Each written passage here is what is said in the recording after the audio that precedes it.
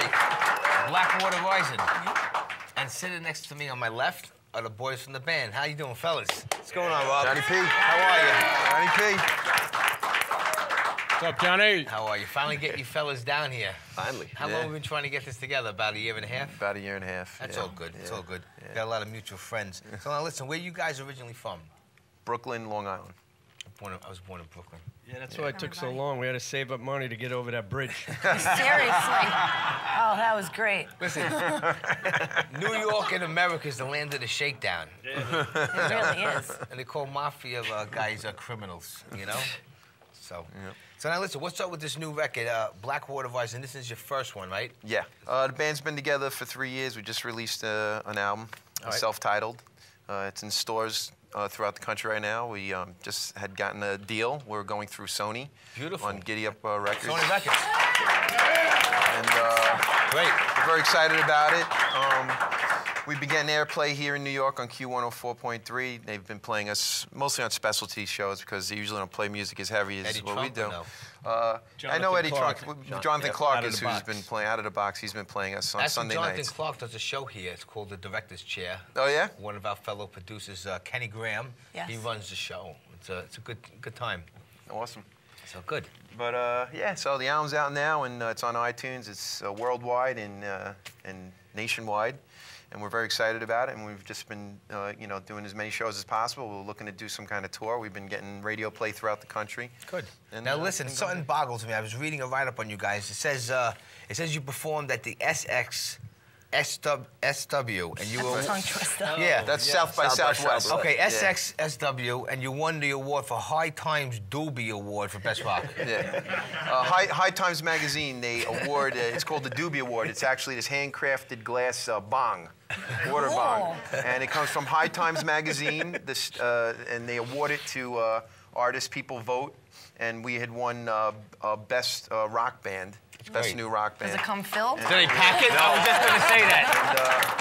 And, yeah, it was when we played down in South by Southwest. Austin, Texas. Austin, Texas. We performed It's a music a couple of festival different they have shows. there once a year. and one of them was the award show, and we received the award. That's and the sickest. we were That's psyched. cool. It's still psyched. How'd you guys form? How'd you guys get together? Mike and I had written basically half the songs in the album at first, and I wanted to, it was with a drum machine and drum programming in a home studio. I wanted to get some real drums on. I turned Mike onto it. Mike liked what I was doing. He was digging it. He was feeling it. So we went back in the studio, started laying down the songs over again with real drums, and we just decided, hey, man, you know, we got something here. Let's get a band together, you know. So we had a mutual friend that reached out to Johnny. Johnny was in this band called Stereo Mud, which was no more, but he was looking for a new gig, and he was in a high-profile act before, so we knew he was a great guitar player and that he would fit right in.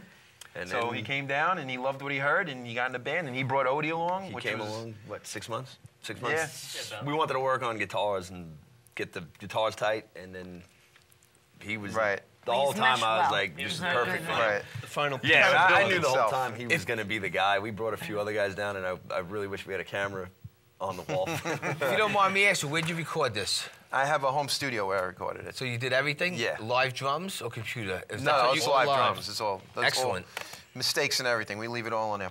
Real deal. No, we don't Pro There's Tools. like two we don't- places, like Studio A and B. Were you Studio A or B? Studio B. Do you He was use Studio Pro B. Tools or Logic? What do you use? Pro Tools. Oh, that's Yeah. great. Yeah. Studio A was actually a one-bedroom apartment. It's amazing, converted right? into What a- you could do Yeah, now. it's- But yeah. not a lot of overdubs. Right. No. Try Right. to do it live. Just the way I you used the new guys were. technology, but took the old school approach to it because I grew up with a lot of that What stuff. about the where- mastering? Did you send it out to the city? No, I mastered it myself Oh, too. really? Great. Yeah, everything's in house here.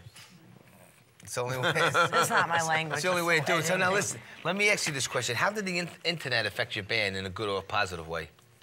A good way, actually. You know, I mean, a lot of bands didn't embrace the internet, and you know they took it in the rear, so to speak, and you know, and failed, and then no longer. You know, some of them are struggling and still around, but not happy, and we kind of jumped on it. It's a and- double-edged sword Yeah. because nowadays the music industry is being affected heavily because you have a lot of people downloading music for free. Yeah, that's a bad part. And that could be the bad part of it. But when you're a new band starting out, you also have the blessing of having the capabilities now to reach a large amount of people. Yeah. And although there's a large amount of people putting their music out there, usually if your stuff is good, it's going to get noticed. And over time, having that access to everybody is a blessing.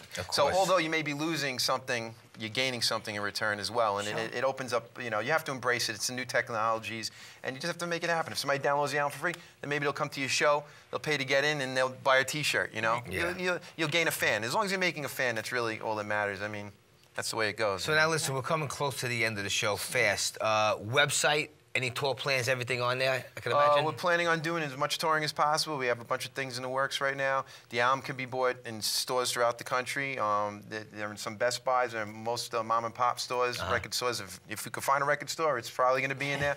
You can go to Amazon.com. It's on Amazon, iTunes. What about the website? Is myspace.com/Blackwater Rising, and we're also on Facebook. And look up Blackwater Rising. We're on there too. Well, listen, Rob, it was a pleasure. Thank you, fellas, for coming on. Had a lot of fun. Hope to see you in the future. Blackwater Rising. Well, it's about that time again. It is. We've got to say our thank yous. We'd like to thank all our friends who donated the fine dining to the show. As always, our dedicated people. We have John from Fantelli's Pizzeria and Restaurant, Jerry from Cigar and Bagels, both located in downtown Princess Bay. And we have Paulie from Nucci's Restaurant South on Arthur Hill Road, located in Tottenville.